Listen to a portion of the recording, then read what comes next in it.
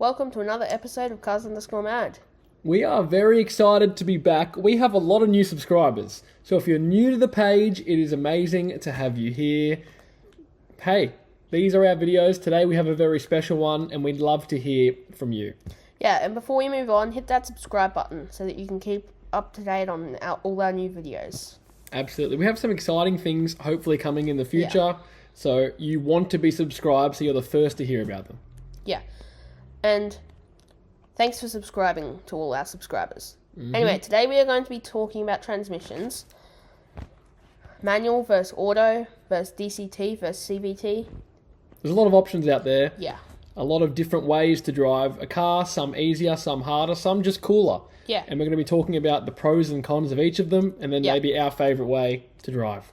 Yeah. So we're going to start with the manual transmission. The good old-fashioned manual. Or new, depending on what car it's in.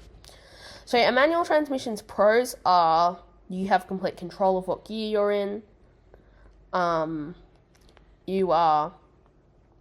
It's generally pretty quick because you get to shift. The cons are that when you have to take your foot off the accelerator so that it doesn't just ping off the rev limiter. And you have to, which means in a turboed car you have to build a boost again because your boost has dropped out. Because when you let off, the blow-off valve lets all the air out of your charge piping. So the way a turbo system works is the turbo spools up by the exhaust gas spinning a turbine, and it spins the other side, which pumps air through a housing, and then it goes into piping, or it goes through an intercooler to cool it down because it's very hot, and then it goes through the throttle body. But when you lift off the accelerator, the throttle body closes, and if it just keeps going, it can damage the throttle body or your turbo, because the throttle body plate is pivoting, so it's that's closed and then it's open so the air can flow through. So the blow-off valve will blow off, make really cool noise, but that's not so good for going fast because you have to build boost again because your boost is gone because it just let it out. Some recirculate back into the intake, some just are atmospheric blow-off valves where they just blow off directly, which is the coolest sounding one. So yeah, I think a lot of people don't like manuals because they're harder, there's more to think about, but a lot of people love manuals because they're cooler. And what you're saying drive. About the sound that you get, the power that you feel, and the control you have, because as you said, you are in control of these shift changes. The other disadvantages are they're harder to drive. If there's a thing called a money shift, that's when you go into first gear, take off, go into second, and then mean to go into third, but you go back into first. Yes. And it's called a money shift because it costs a lot of money to fix because your engine will rev too high, possibly break rods, pistons, all sorts of bad things. So when it says the money shift, it's not like when someone says the money shot and it's a good shot. The money shift is a bad thing. You don't want to do the money shift. It costs you a lot of money. But that's about manuals, which are amazing. You would never have a money shift in auto because, let's hear about auto. Well, unless the computer controlling the auto, Yeah, it malfunctions and something goes seriously wrong. But we'll just keep on manuals for a little bit before we move on to autos, because manuals are extremely fun to drive. I'm not saying manuals are bad. In fact, I really like manuals. I don't think they're bad. I think they're good, but not, I think, for a sporty car, they're great. But for an SUV, maybe not. It's what you want. But now we're going to be moving on to autos. So just regular autos, okay? There are multiple types of autos. Yep. So an automatic transmission basically has a torque converter, which is like a housing. So it will have a thing. So it's in the bell housing, which is the thing that is on the transmission that connects the engine and that bolts to the engine, basically. So inside there will be a torque converter, which is a thing, and it will be in fluid in a casing, and it will have vanes on it, so it will spin the fluid, and it's not directly connected. That's what connects your engine output shaft to your transmission input shaft. And what it does is the torque converter the torque converter spins the fluid one side, and then this fluid spins the other side, driving the transmission. So it's not a direct drive. That's why you can be stopped in first gear, because it will be just not spinning. The fluid just won't be able to spin the transmission side of the torque converter. And now you did already mention it's probably best to have auto in things like SUVs, family cars, daily drivers. Yeah. Would that just be because it's easier, it's less easier hassle? to drive. Yeah, it's a lot easier to drive. Where in a sports car, that's designed for And fun. I mean, if you have a and daily performance. driver that is also your weekend car, 100% a manual is fine. Some people can't drive manuals. That's another thing. That's true. these Would you days. recommend, if you're learning to drive, try to learn in manual? Because that way, obviously, you can drive a manual or an auto. Because I mean, you don't get a license to drive a manual. It doesn't say whether you can drive a manual or an auto. So you can technically drive either. You just... wouldn't know how to I mean, drive. you could start out in an auto and then learn the drive manual later. and then learn a manual later. But yeah, try and learn in a manual.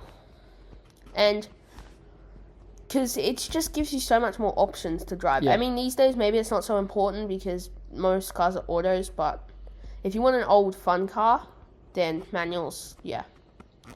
So I think autos are a good option, but what if there was another type of auto that is more fun to drive? Well, DCT is a thing. It's a dual clutch transmission. So basically it has, some are 6-speed, most are 8-speed. I think they have 10-speed ones. Ooh. So let's just say an 8-speed gearbox, right? You have 2 shafts on each side of the transmission. One shaft has 1st, 3rd, 5th, and 7th gear on it. And the other shaft has 2nd, 4th, 6th, and 8th gear on So you have it. the odd and the even. Yeah, so you just switch sides whenever you change gears. But they're also great at kicking down. Like when you accelerate, they'll just go from like 6th to 3rd. And it's just like instant. Sounds fun. And there are some older ones in like the VWs and Fords from like 2010 that were some lemons. But DCTs in general are great. They're also called DSGs or direct shift gearbox. But DCT, it just, because it's so, it's great crisp shifts because it just switches sides. It goes from, it just engage. That's why it's called a dual clutch, because it just engages the other clutch and disengages that side's clutch. So it sounds a lot smoother than... It's not necessarily smoother. I mean, it is smooth. It can be smooth, but the way it works is it just gives you nice, crisp, instant shifts, which is great for sporty applications. And it is far quicker than a manual because... So they're probably my favourite type of gearbox. And then you have CVTs, which stands for Continuously Variable Transmission. And if you call it a CVT transmission, you're weird because... Because you're saying transmission twice. Yeah. Continuously Variable Transmission. That's what you're saying.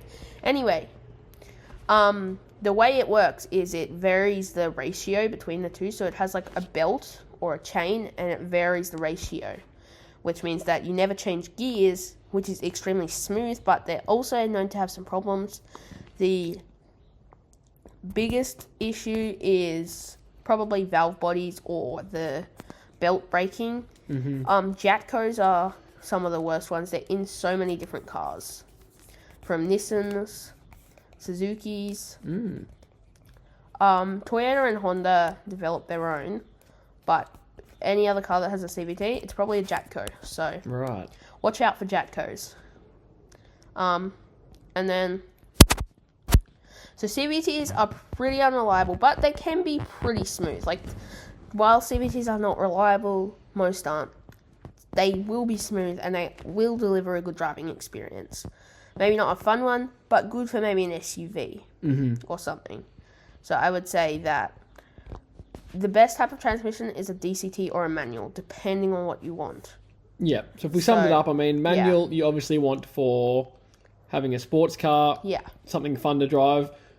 An auto of some type you're going to want for a daily driver, an SUV, and your favourite kind of auto would be?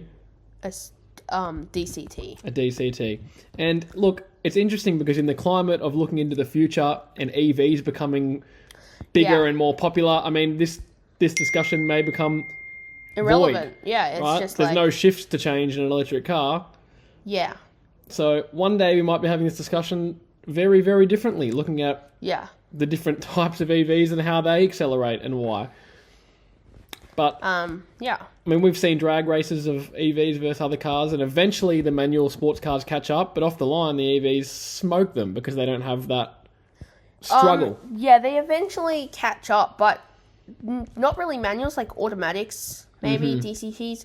Also, the best combination is like a DCT with some nice metal, expensive feeling paddles. Yeah. Paddle shifters are great. Anyway, that's enough for today. If you enjoyed this video, like and subscribe. If you didn't enjoy it, just do it anyway.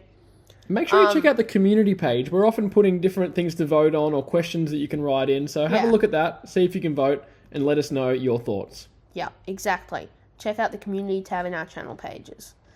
And our next video will be discussing petrol versus diesel. But for now, see you next time.